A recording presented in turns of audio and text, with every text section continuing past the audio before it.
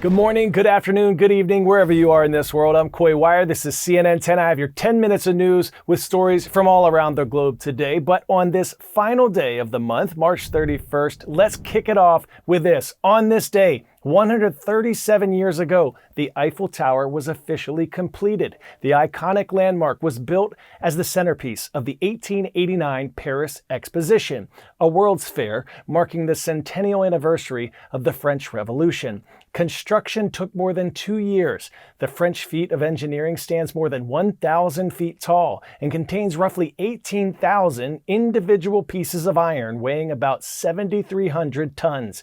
The tower stood as the tallest structure in the world for more than 40 years before being dethroned by the Chrysler Building in New York. And get this, the tower was supposed to be temporary. The original plan was to dismantle it after 20 years, much to the relief of some Parisian elites who saw it as an eyesore. But science saved the day. The tower proved itself to be an indispensable asset for emerging radio transmission technology, and it's served as a vital antenna ever since. These days, La Dame de Fer, or the Iron Lady, continues standing tall above the City of Lights, offering unparalleled views to nearly 7 million visitors from around the world each year. I think it's really iconic, like when you think about Paris, you think about that, about the Eiffel Tower. It's just a symbol of Paris. It's a symbol. It represents France. It's one of the prestigious monuments, as you can see with the number of tourists around us. The tower's history is as unique as its architecture. Did you know it was originally painted red? And it was even briefly yellow. Or did you know that it's taller in the summertime when hot temperatures cause the iron to expand?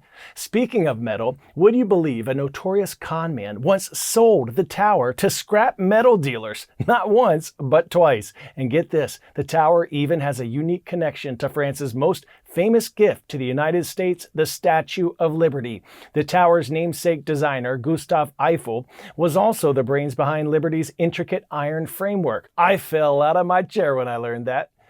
From lighting up the skyline when it first opened to going dark for a global cause, the Eiffel Tower is once again taking center stage, this time by switching off its lights for Earth Hour. In Paris, the landmark dimmed its iconic lights, joining cities around the world in a symbolic move to spotlight environmental challenges. Earth Hour began in Sydney back in 2007, organized by the World Wildlife Fund. What started as a local initiative has grown into a global campaign encouraging millions of people, businesses, and landmarks to turn off non-essential lights for 1 hour each year. This year, the movement stretched across continents, including Greece's iconic Parthenon and the Acropolis, the Sagrada Familia in Barcelona, and in Hong Kong, nearly 4,000 buildings, including skyscrapers along Victoria Harbor, switched off for an hour.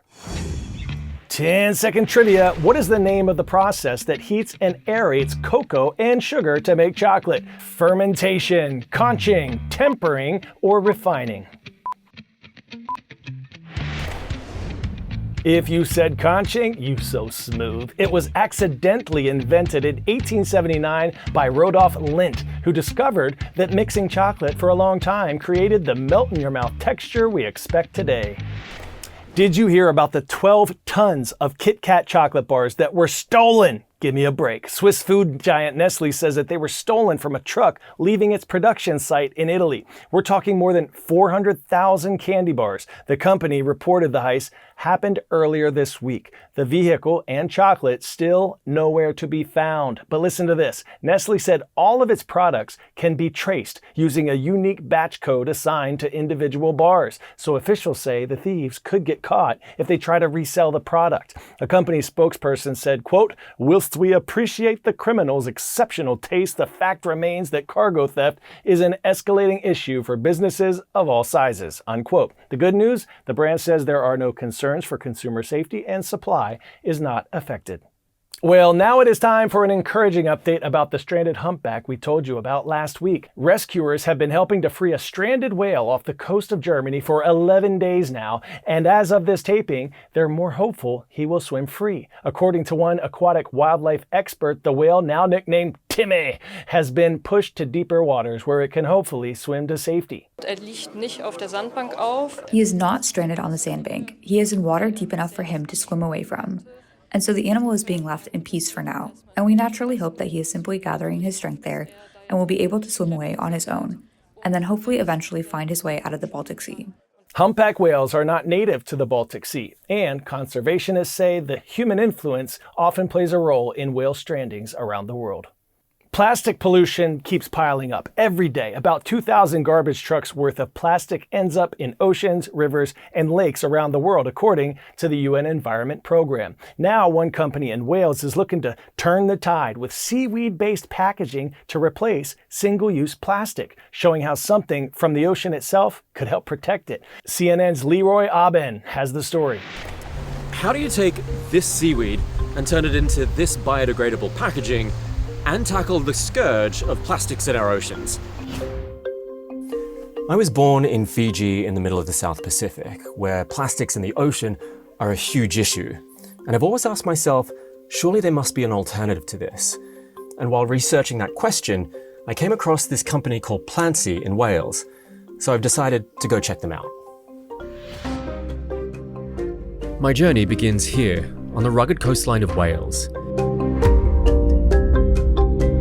This is where Plantsy is using seaweed to create truly biodegradable alternatives to single-use plastics. And it starts at seaweed farms like Car y Môr.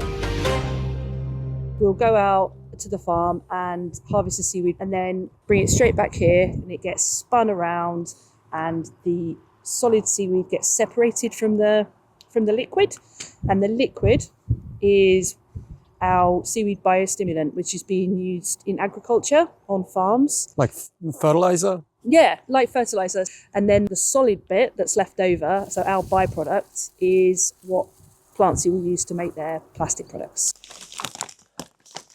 Smells quite tasty. It's lovely, you can eat this.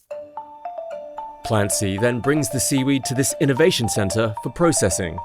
This is where it all starts. So the seaweed that you've just seen at the farm, this kind of gets dried and chopped up and flaked, and this is where it starts in our process.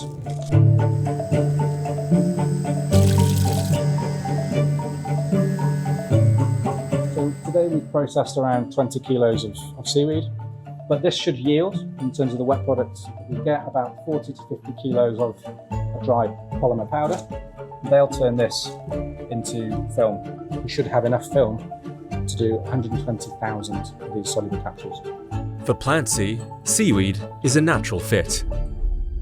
So the seaweed actually lends itself very well to material innovation. It has a very rich chemical structure, it's full of sugars and polysaccharides, so it lends itself very well to biomaterials.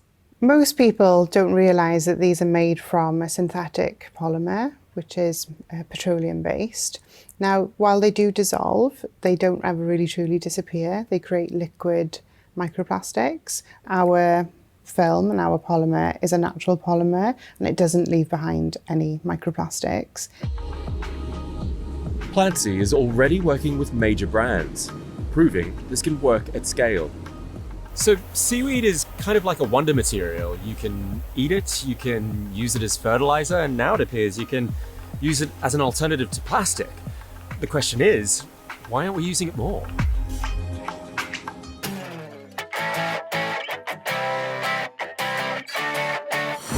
Today's story getting a 10 out of 10 is Santos Bagos for life.